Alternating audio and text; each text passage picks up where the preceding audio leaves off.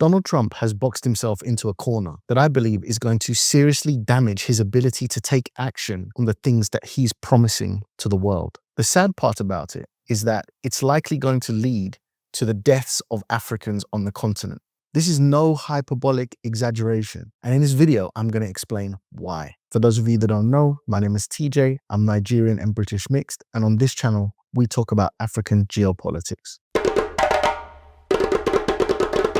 So this week, I came across a perspective that I'd never heard before.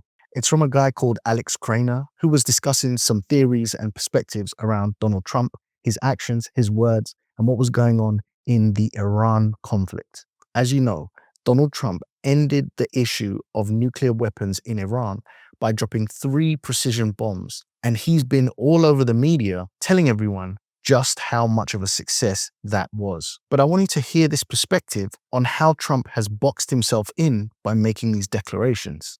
And so if Trump said that the nuclear program was just vaporized, it is no more because these strikes were just so amazing and so precise and so fantastic, that means that he's removed the justification. Here it is. We disposed of it. Happy days are here again. And we can talk about oil and nuclear power plants and trade and all of these good things. By going with the bombastic lie that nobody bought, he's given himself no maneuvering space. So basically, if Trump says that he's won and it's the final outcome, we've ended the nuclear program in Iran, there is now no justification to take any further action. No more bombing. No regime change is necessary, and any action to do so will mean him going back on his word. Now, this theory has got me thinking because Trump has been making some very strong claims around the peace agreement that he's brokered between the DRC and Rwanda. He's on record multiple times saying that he has ended a 30-year-long war. Peace agreement that we worked out. They've been fighting for 30 years. 7 million are dead, and they think the number is actually quite a bit higher than that. It's been a long and vicious fight, and I just wanted to say that the countries represented were very happy that we were able to solve that problem. I think over the next couple of weeks, the leaders of both countries will come to sign the final agreement. As you know, we had foreign ministers last week, but we're going to be signing an end to the horrible 30-year war. Been going on for a long time. I've been reading about it, hearing about it, and it was a vicious war. It was a terrible war. Most people thought it couldn't be done. So if he has done this thing that no one believed that it could be done, but I've done it, then we should see the end to conflict. We shouldn't see any more issues. He's finished it. He's done it. He's completed it. I mean, he wants to collect a Nobel Peace Prize for it. So the matter should be settled. But it is my theory that he vastly underestimates this situation. Now, in the process of making this peace agreement and these declarations, he used a very strategic pawn, an African pawn, on the chessboard. This pawn is the journalist Hariana Verus. First of all, I want to let you know that I'm the only African reporter accredited here at the White House and covered for the entire continent. Now, I recently made a video about the 5 presidents meeting Donald Trump and how much of a disaster that meeting was. And in the comments section, there was a lot of abuse going towards those presidents. And I thought much of that was unfair. I kind of understand why they were there. I'm not saying that what they did was right, but I understood it. But the person I cannot forgive is Hariana Verus, because she is part of the propaganda machine. She is the African puppet in the scene. Those presidents were vying for Donald Trump's attention. But Hariana is firmly in the Donald Trump camp and campaigning against the interests of her own people back on the continent. And for that, there is blood on her hands. She's instrumental in helping Donald Trump make this final and settled declaration about peace in East Africa and Congo. She was the one pushing the idea of the Nobel Peace Prize in that softball curated question that she asked the 5 presidents in the White House. And for the African leaders, my question is, as you can see, President Trump is working to bring peace, not only in Africa, but also in the world. Are you all considering to nominate President Trump for a Nobel Prize Peace? That's a very nice reporter. I got to meet her 2 weeks ago when we had the Congo and Rwanda, and we had some other people up from Africa, and that was the first time. But that's very nice. I appreciate the questions. Very nice, actually. And if the matter turns out not to be settled, if there is continued violence, and if this situation actually adds to the complexity and difficulty in the area, then she will be partly to blame. It's one thing when an outsider acts against the interests of Africa, but I find it unforgivable when an African acts against the interests of Africa. By the way, I did some digging on Hariana. She has a particular journalistic status, and she reports exclusively on African affairs in the White House, and there's no other African journalist with that status. So let's break down why this Donald Trump ending of 30-year war peace deal is highly unlikely to be successful. This place, the Democratic Republic of the Congo, one of the most complex, longest-running conflicts in the world, and it is connected to the entire world. It's a war where the front lines are always changing. There's militias, hundreds of them. They control little patches of territory. These groups blob together, they break apart, they join alliances with the national army, and then with the rebels. This is a war that is funded by minerals, by roadblocks, by illegal taxes, extortion. Well, it turns out the government is actually a part of all of this.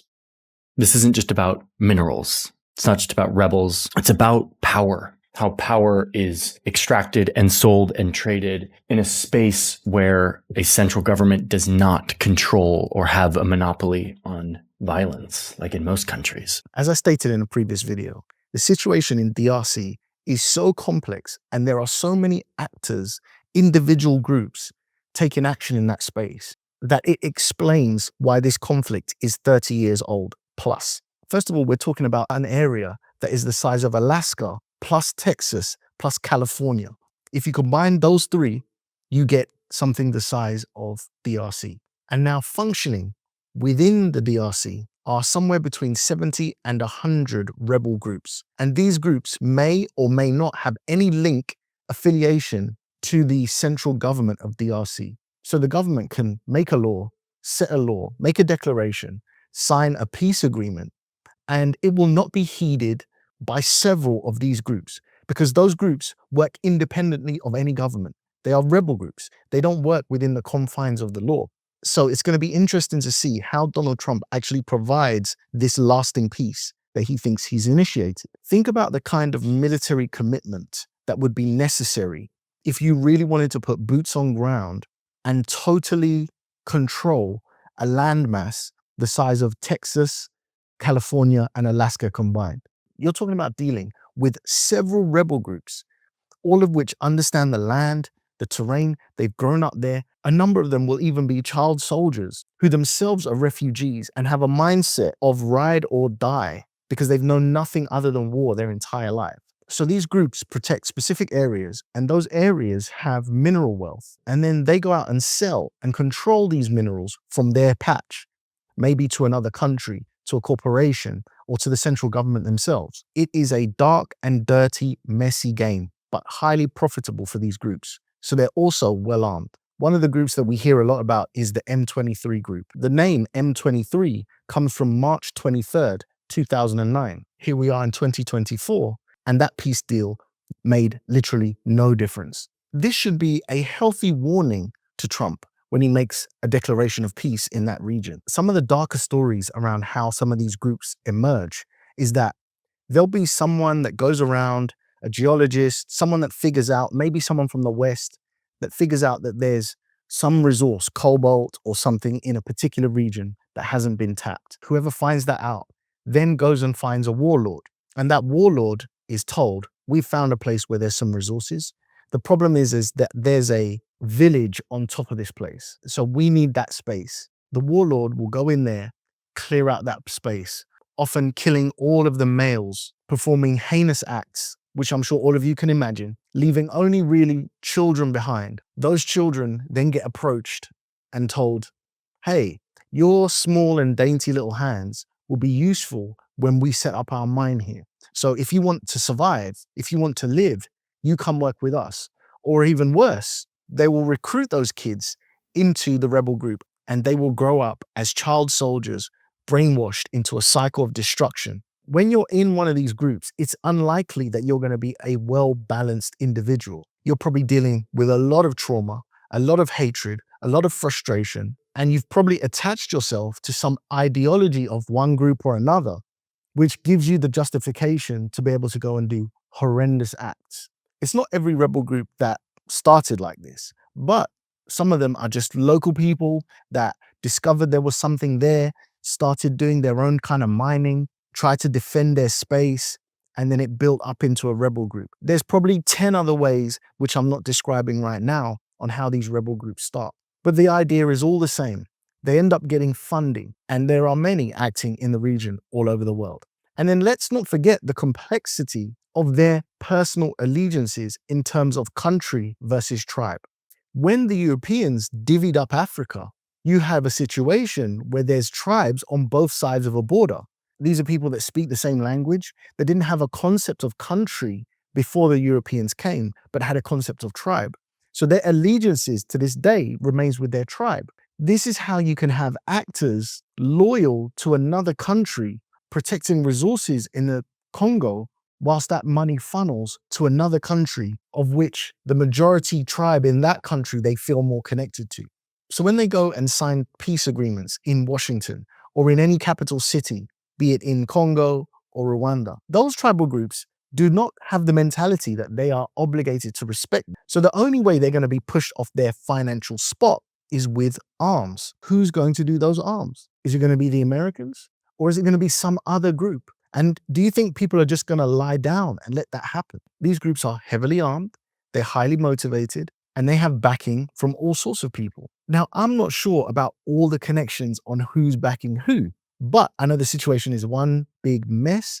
And I know there's many countries that have deep investments in Congo. For example, the Chinese built the major road passing through the center of Congo. It took them 10 years, and it was very difficult for them to build it. Actually, it was a road quite full of challenge. I mean, why all the other foreign companies didn't make it? Because the technical problems, we say difficulties, was beyond imagination. Because this road traverses different landforms.